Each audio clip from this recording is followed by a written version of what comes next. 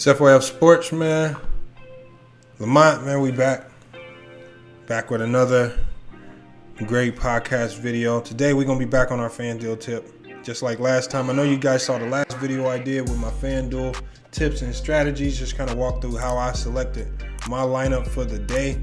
Later on today, we're going to be dropping a video just kind of showing how the lineup that we selected did, where we went wrong, what we can do to improve, what we learned from the day. So today, again, we got Jayed with us today. As you can see, we're going to go ahead and switch over to our FanDuel page right here. And again, all we're going to do, and again, with me and Jayed, we select lineups together all the time, especially off camera. So I'm very familiar with how he picks and makes his selections. I think he's kind of familiar with how I make my selections. Sometimes we make crazy picks. Sometimes they pan out, sometimes they don't. But again, that's just how FanDuel is. It's a lot of ups, it's a lot of downs. We're going to just jump right into it. We don't want to waste no time. Again, we got 6 games tomorrow. First game is going to be at 2:30 Eastern Standard Time, Orlando versus Brooklyn. And again, if you guys have not watched the scrimmage games, I highly recommend that you go back and watch some of the footage of the scrimmage games, because with some of these teams, they're completely different. The rosters either have been decimated by injury, or with players sitting out, or even with players who have COVID-19 and are still not in the bubble. So when you're looking at teams like the Brooklyn Nets, when you're looking at the Washington Wizards, even with Milwaukee, they all have players that are not on that roster that originally are in the rotation that could affect your normal selection. So again, make sure you go back and watch the scrimmage game so you can get a better idea of how these coaches use these new rotations, use these G League players. And that way you don't really have to go off our advice. You don't have to copy our picks. You can use some of your basketball intellect as well to get it done. But we're going to start it off with Jayed making the first pick of the day. Just like last time, again, we're going to select a player. We're going to say why we selecting that player, and we're going to break it down from there. Jayed, you got to get off your phone and pay attention, man. What's going on? That's how I'm selecting my player. Oh, okay. All right. I'm just making sure. All right, so you got it pulled up over there? Do you got it pulled up? Yeah, man, I'm ready. All right, so we're going to, like I said, this is how me and Jayed normally do it. Again, we go every other pick. A lot of times we don't even agree with each other's picks. But at the end of the day, it's about creating a balanced lineup that works for like how we strategize. And if we can, at the end of the day, look at the lineup and be happy with the players that's selected, then I'm usually fine with that as well. So let me clear this lineup right now. And then Jayed's going to go ahead and make his first selection of the day. My first pick of the day. And what position are you going with? I'm going at center. I think there's a lot of fruitful options today. But I think a center that's going to play well today is Nikola Jokic. Because Brooklyn, first of all, they're down DeAndre Jordan, and then they're down Nicholas Claxton. So they're down a lot. That's 2 centers right there, 2 bigs, and they're decimated by injuries. Hold on. Why are you picking Jokic for tomorrow? Vucevic. Oh, Vucevic. Nikola Vucevic. Oh, you said Jokic, so I'm like, he ain't playing tomorrow. What's going on? My bad. I thought I said Nikola Vucevic. My bad. Okay. All right. I like that pick. Hey, one of our big things is we love picking centers. At least I do, and I know Jayed's started to do this as well. We love picking centers against Brooklyn. For whatever reason, over the last few years, they've struggled to stop highly skilled centers. So this is actually a decent pick. Vucevic is priced at $8,300. I guess that's a solid price for him. But for the numbers that he can bring, average price. What's up? That's his average price, but I think his upside is really high today. It's somewhere in the 50s, something like that, 48. So I think if he gets his 48, 50, I think that would be definitely nice. Yeah, I like that. Hey, well, with my first pick of the day, I'm gonna go with a player who, whenever they play this team, it just feels like he always has a great day against this team. I don't know why, but I'm gonna go with Damian Lillard against the Memphis Grizzlies. Memphis, for whatever, over the last few years, they've struggled to guard Damian Lillard. He's been playing great. He played great his first game in the scrimmages. He rested the second game, played the third in limited minutes. So my first pick, I'm gonna go with Damian Lillard. And again, when you always want to be mindful of your money. So if you don't know, if you haven't played FanDuel before, you start off with $60,000. Every player has a cash value. So right now we have an average player value of about a little over 6,000 right now remaining. So we got Damian Lillard and we got Nikola Vucevic. Those are two players selected from there. So Jayad, what is your second pick? What have you looked at, and why do you think they're gonna work? Can I tell you, okay. I mean, of course, Damian Lillard is Damian Lillard, and I think he's gonna play decent. I think he's gonna play his average. But Memphis is not some just walkover team. I mean, even if they're not good, you're not going to sit. Oh yeah, I know, but we can't. Crazy, but who you selecting though? That's who I picked. But who you selecting? I'm just saying. I'm just trying to kind of help the viewers out a little bit with my logic. My next player, I just think he's just gonna get a high volume of shots.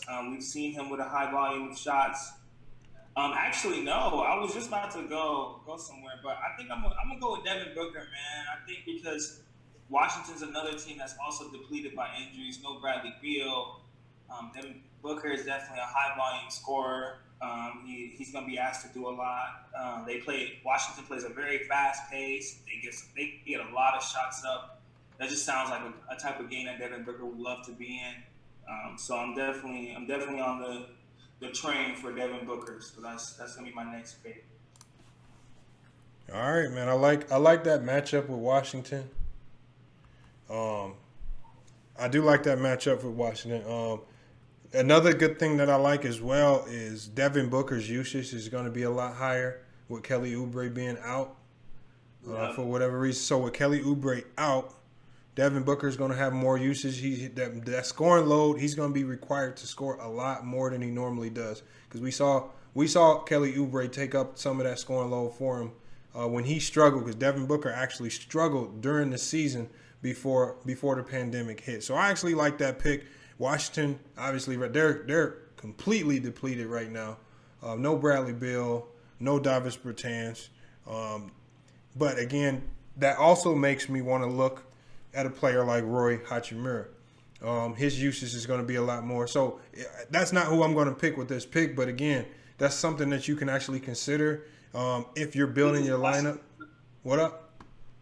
This is Washington Summer League, man. This is where I think they're just going to let a lot of guys just go out there, have fun, kind of develop guys like Roy Hachimura. I agree with you on that, definitely. All right, so I'm going to go to the small forwards. The player that I'm going to pick is not one of Jayed's favorite players. He's not even necessarily one of my favorite players.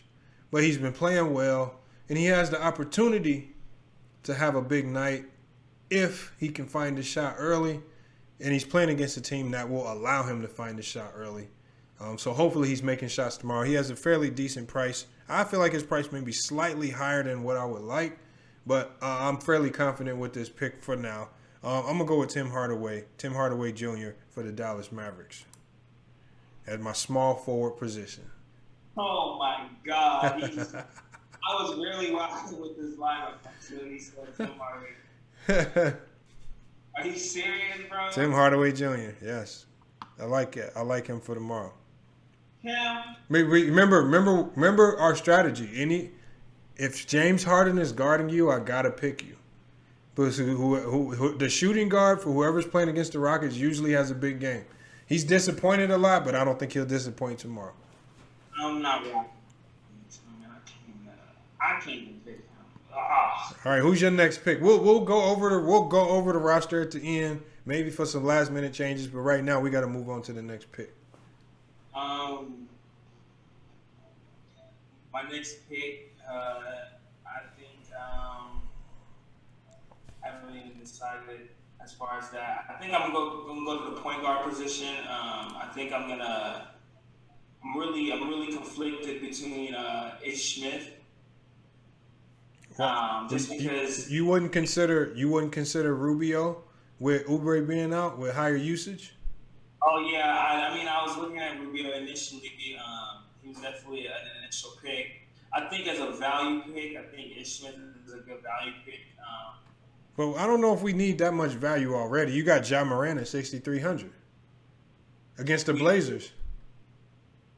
I do like that matchup actually. That point guard matchup. I think Ja. You actually talking me into the Ja pick because Ja, we've seen him show up when he needs to play. High level competition. We saw him. Telling James Harden, "You better ask him about me." So Um, it's just that factor. It's a playoff game, so I'm in a playoff type of atmosphere, type of game where this is a team that's coming for your neck right now. They're on you, so yeah. I think I'm actually you actually might have talked me into it. And then Washington's kind of stacked that guard. They got Chioza, they got Napier, and they still got Ish Smith. Um, they're gonna be playing real small, by the way. But yeah, I think I'm gonna go with John Morant right now. All right, so we got Ja Morant. We got Ja Morant as our second point guard. So now we're gonna look at our money. We got about a little over $22,000 left at about 5,600 per player remaining. So now we really have to start considering some value. But again, these prices for today look unbelievably low. So I don't think we'll have any problem finding value. I think the winner for the day is going to be about putting together the right combination. So unlike tonight, where it was a little bit more difficult to put together that right combination of players, because I think they had Lonzo overpriced. I think they had Drew Holiday a little bit overpriced. That just kind of made it harder to put together a really solid lineup because of the price imbalances. But going into tomorrow, it's going to be much easier to put together a stout lineup that's just from top to bottom very, very solid. When I look at these power forwards, man, the power forward spot is going to be extremely key tomorrow. But I'm going to go with one of my hidden gems, and I hope they still have him listed at power forward. He normally plays really well. When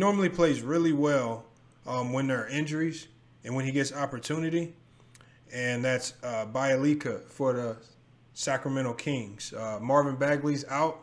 They're missing that depth. And if you don't know about this guy, whenever there are injuries and he can get high minutes, he produces. He can give you a lot of rebounds. Sometimes he can give you at least 25 points on a good night when he's on. They're going up against a depleted Spurs team, at least on that front line. So the Spurs this year, even last year, they're struggling to guard bigs with no LaMarcus Aldridge.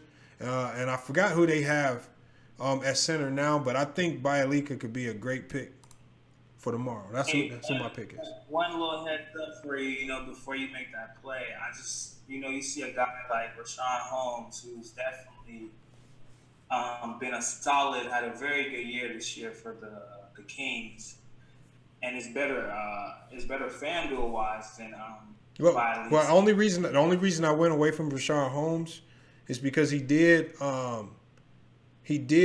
get in trouble within the bubble and had a 10-day quarantine. He's clear.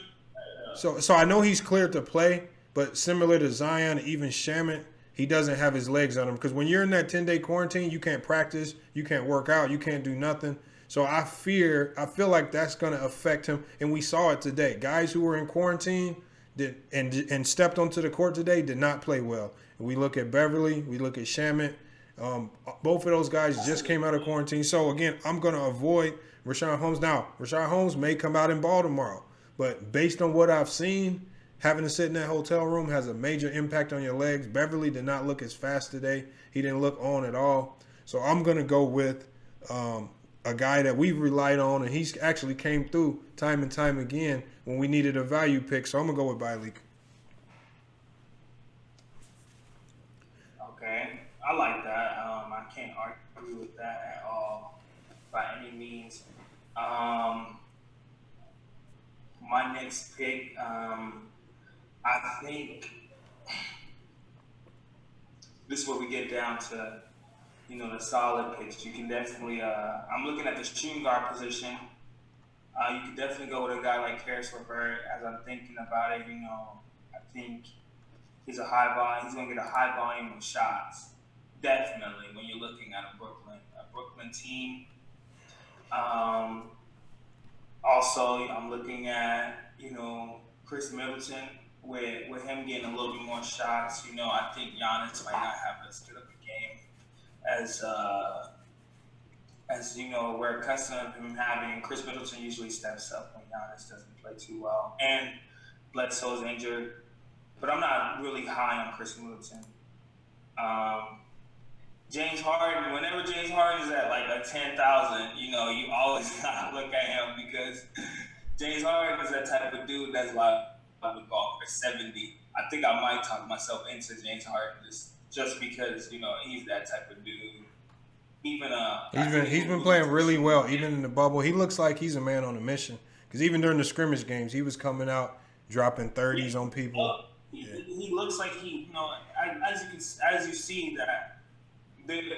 I'm sorry I'm getting off tangent, but there are certain players who basketball, it means a lot to them, and you see that they take their time out and they still, work on their craft and everything like that. And conditioning was a big part of it for James Harden because even we've seen the pictures of him, skinny hard, and that's what we call him right now.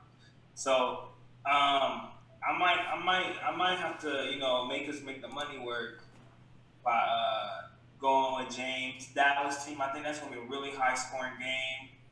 Yeah. A bunch of stuff going around. A bunch of shots going up. A bunch of step back 3-pointers from Luka and James. Blocks. And both of those guys, Luka and James Harden, are turnover prone, so you definitely gonna see some steals. All right. So is that your final pick, James Harden? Yeah, man, you can't go wrong at 10-6, 10 bands, all right. 600. So what he's done now, again, this is not necessarily a bad thing, especially in the bubble situation where it's a lot more value picks than normal. So now we're down to our remaining, I think we got 2 picks left. We got 3,800 per player. That's not necessarily too bad. It does make it a little bit more difficult. So we have a small forward and we have a power forward. So I don't know who I'm going to pick yet. I'm just going to look at both positions really quick. I want to see what type of value I can find at that 3,800 level or maybe slightly higher. And again, what you want to look for here is you want to look for teams with injuries where guys are going to be stepping in, filling roles. And so when we look at here, the first thing I'm going to look at the small forward position is I really need to see who's backing up Eric Gordon. So who's backing up Eric Gordon? Because we know Eric Gordon had a really severe ankle injury the other day. He had to get helped off the court. So we need to see what's going on with that Houston team. Who's playing that small forward position? Now, we know that Daniel House has stepped in at the small forward position when he started and gave them some great games. Now, his numbers, if you look at his game-to-game averages, those numbers might not show it. But when he can step in and be a starter, he can give you some efficiency. So we have to keep him in the back of our minds. All right. So, but we're going to, before we even make that decision, I'm going to look at the power forward position as well. So we're going to scroll down to the 3,800s. And let's see what we got here. Nothing too impressive with the power forwards at 4,000 or lower. And this is probably what I'm going to go with here. I'm going to leave the final decision to Jaed. But just because of how important this game is, how competitive this game is going to be, and how much they're going to need this guy on the court, I gotta go with Zach Collins at 4,000. I can see that. I figured you'd pick that. That's not a bad pick. I would like to see just how in shape he is. When he plays, he plays hard. I think, with Ariza being out, they're probably going to play a little bit bigger. Memphis already plays bigger, so we can see some blocks from him, rebounds, steals. Well, I think they're going to need him to guard some of them versatile bigs like Jaren Jackson and Brandon Clark. That's what I'm saying. They're going to need him to definitely and he's quick enough to, and he's good enough to switch on a pick and roll. I'm not saying he's gonna guard John Morant, but he's good enough to switch on it and bait him into a pick and roll block. You know what I'm saying? Bait him into a backboard and catch him some backboard like that. So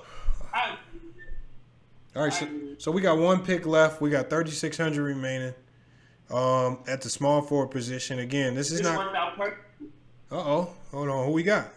Perfectly, because I actually was looking at the small forward position before you was looking at the power forward position, and my value pick. I know a lot of people might not know about him, but I feel like Washington is very high on him. Isaac Bonga. He's a guy that they try to put at point guard, put various different places. He's long, he's rangy. I think. I'm not saying he's, a Giannis, but he's definitely a person that can do a lot of things, different things in the stat sheet. And I think with Bradley Beal being out, so many injuries, Dallas Bertans, that's extended playing time for him, extended experience, extended opportunity and touches. And I think with the touches and opportunity, he's definitely going to play well. And if you saw him in the scrimmage against Orlando, he did fairly well. You know what I'm saying? He went 15, shot 4 for 7. 12 rebounds and an assist, and let's implement a couple steals in there. He can definitely.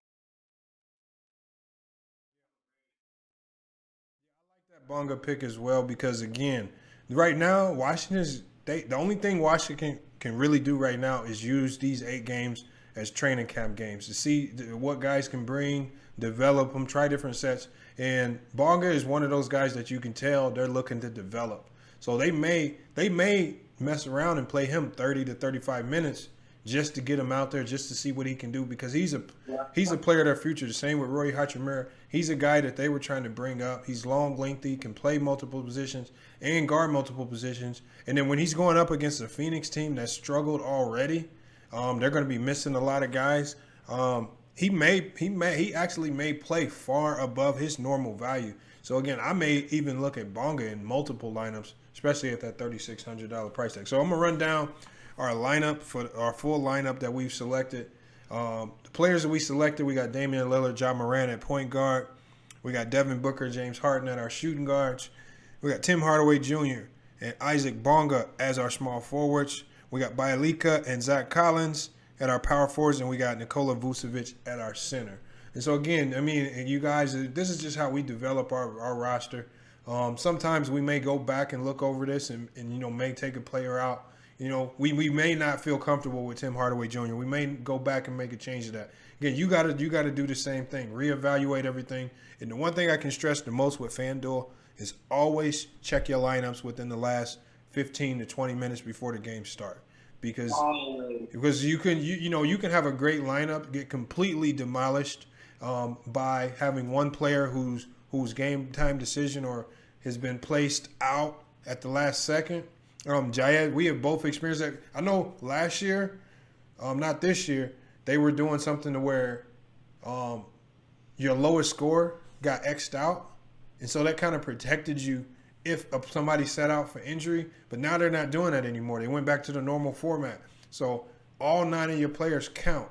And you want to make sure that you're making all 9 players count if you want to find value at all positions and at all dollar values. But Jayed, you got anything else while we wrap this up? I was just saying, be careful, man. Somebody might randomly catch a stomach bug or something, bro. That stuff happens far more often than you would think. Randomly, somebody would decide they're not playing tonight because they got a stomach or a headache or the lights is hurting their eyes. I mean, granted, these NBA players definitely should be allowed to sit out games, but when you're talking about FanDuel and stuff like that, you definitely have to, keep an eye on your lineups. And FanDuel is good for a 6-minute, update where you got to now rearrange your whole roster. You plan your roster around a specific player in that player site. he's not playing tonight. So I think that's a good tip. Definitely watch your. Yeah, and what you want to do is, again, do not rely on FanDuel to send you updates. Don't rely on it, because there are some cases where you will get that notification. There are other cases where you won't hear a word from that app. So you want to make sure you manually go check your lineups so that you can make the necessary changes right before the game start if you have to make any changes. But what we're going to do is, after these games play out, all right, after these games play out, we're going to come back. We're going to come back either tomorrow night or the next night, and we're going to see how this particular lineup did. So, again, if this lineup was trash, we'll break down to you guys what went wrong, what we should have changed, if there were any surprises.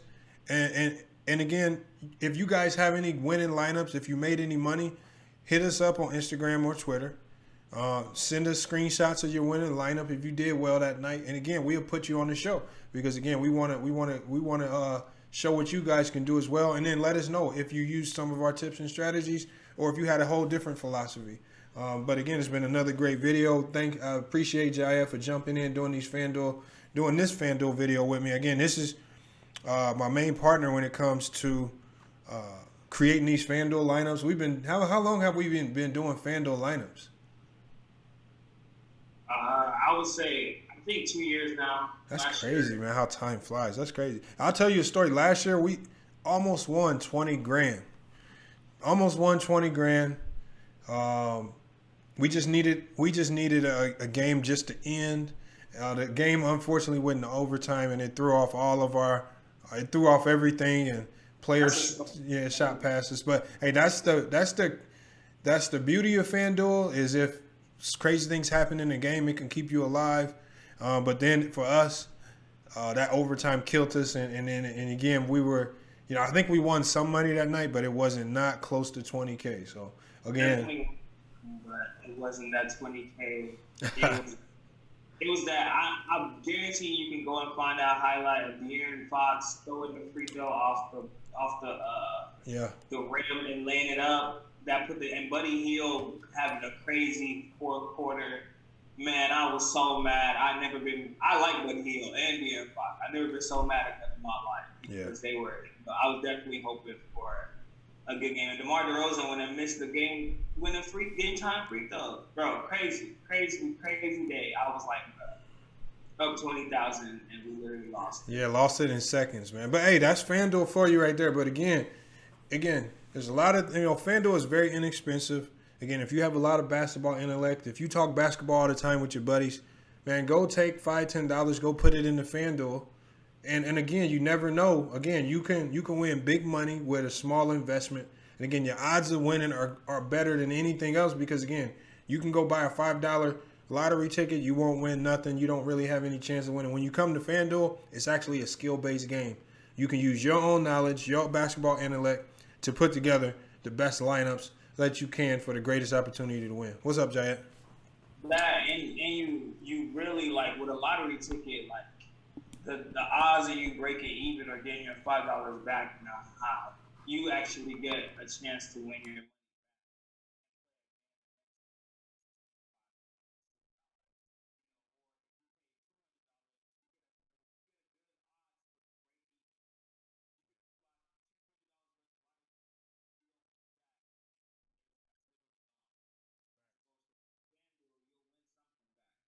Yeah. If you play $200 worth of